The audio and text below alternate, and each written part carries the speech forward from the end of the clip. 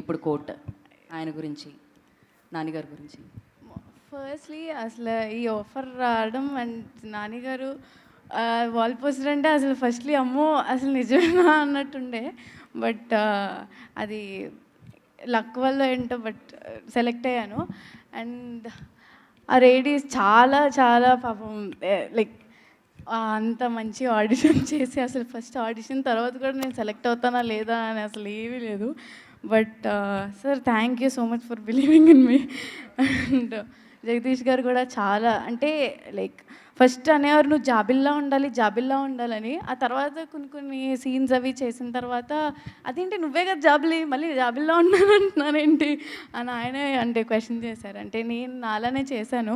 I hope మీకు మంచి cinema ఇది. యాక్చువల్లీ నేను అంత పెద్దదానిగా చెప్పడానికి బట్ దెన్ ఆల్ అంటే ఇప్పుడు ఉన్న మైనస్ వాళ్ళందరికీ బాగా కనెక్ట్ అవుతుంది ఈ సినిమా.